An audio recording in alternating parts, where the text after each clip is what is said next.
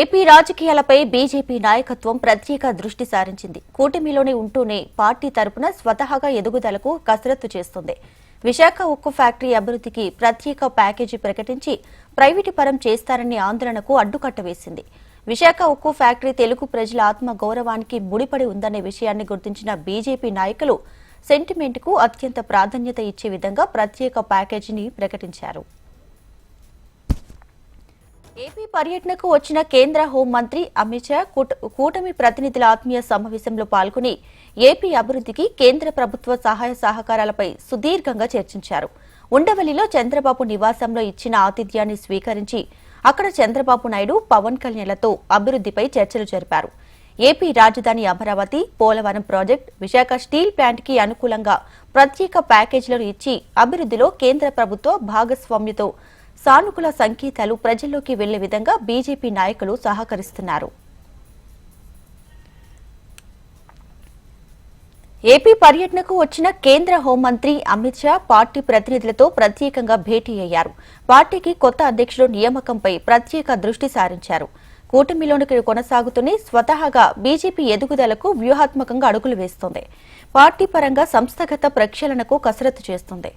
ఏపీలో బీజేపీ పట్ల సానుకూలత పెరిగిందనే అంచనాతో పార్టీ అధిష్టానం తరపున కేంద్ర మంత్రి అమిత్ షా రాజకీయ ఎదుగుదలకు దిశానిర్దేశం చేశారు.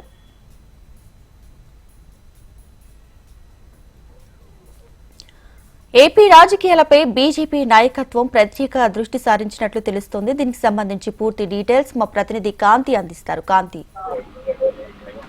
దీపిక, ఈ రోజు ఏపీ పర్యటనలో ఉన్నటువంటి కేంద్ర హోంమంత్రి అమిత్ షా ఈ రోజు ఏపీ బీజేపీ నాయకులతోటి సమావేశమయ్యారు. ఏదైతే బీజేపీకి సంబంధించినటువంటి బీజేపీ చీఫ్ పురంధరేశ్వరి అధ్యక్షున బీజేపీ ఎంపీ ఎమ్మెల్యేలు ఈ సమావేశంలో పాల్గొన్నారు. అయితే ఈ సమావేశంలో ఎంపీలు 20 మంది, బీజేపీ ఎమ్మెల్యేలు, మిగిలిన ముఖ్య నాయకులు, బీజేపీలో ఉన్న ముఖ్య నాయకులు కూడా ఈ కార్యక్రమంలో పాల్గొన్నారు. అయితే ఏపీలో నెలకొన్నటువంటి రాజకీయ పరిణామాలతో పాటుగా పార్టీ బలోపేతానికి సంబంధించినటువంటి అంశాలపైన ఈ భేటీలో ఖచ్చితంగా చర్చ అయితే వస్తుందని తెలుస్తుంది. అయితే ఏపీ బీజేపీ రాష్ట్ర అధ్యక్షుడు పదవి ఏదైతే వేరే వారికి ఇవ్వాలని ఆలోచన చేస్తున్న నేపథ్యంలో దీనిపైన ప్రధానంగా చర్చ జరిగే అవకాశం ఉంది. అలాగే ఏపీ పైన స్పెషల్ ఫోకస్ పెట్టాలని కూడా బీజేపీ అధిష్టానం నిర్ణయించినట్లుగా తెలుస్తా ఉంది. ఏదైతే ఈ ప్రెసిడెంట్ ఎన్డీఏ కూటమి ప్రభుత్వంలో కలిసి భాగస్వామ్యంగా ఉన్న నేపథ్యంలో ప్రభుత్వం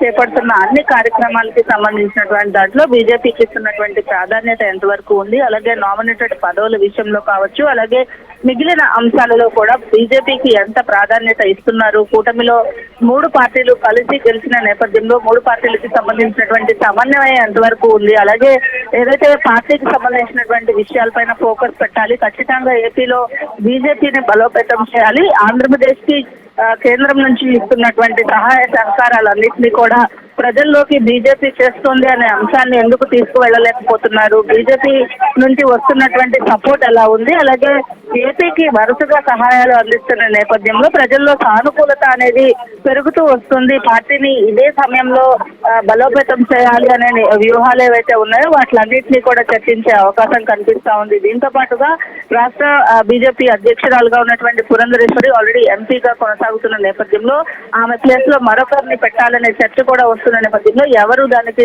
సరిపోతారు అనే అంశానికి సంబంధించినటువంటి వచ్చిన నాయకులందరి నుంచి కూడా ఏదైతే సరిపోతారో అనే అంశం పైన కూడా చర్చ జరిగే అవకాశం కనిపిస్తా ఉంది. అయితే మొత్తంగా ఏపీ పైన బీజేపీ ఫోకస్ పెట్టిందనే చెప్పాలి. కేంద్రం నుంచి వరుస సహాయాలు ఇవ్వడంతో పాటుగా ఇంకా ఏం చేయాలి, ప్రజలను ఎలా తీసుకువెళ్ళాలి అనే అంశము, అలాగే పార్టీకి సంబంధించినంత వరకు సభ్యత్వ నమోదు విషయంలో ఇప్పటికే టీడీపీ, జనసేన ముందుకు వెళ్తున్న నేపథ్యంలో బీజేపీ ఎలా ముందుకు వెళ్ళబోతోంది అనే అంశాల పైన కూడా చర్చ జరిగే అవకాశం కనిపిస్తోంది. Right Kanthi, thank you.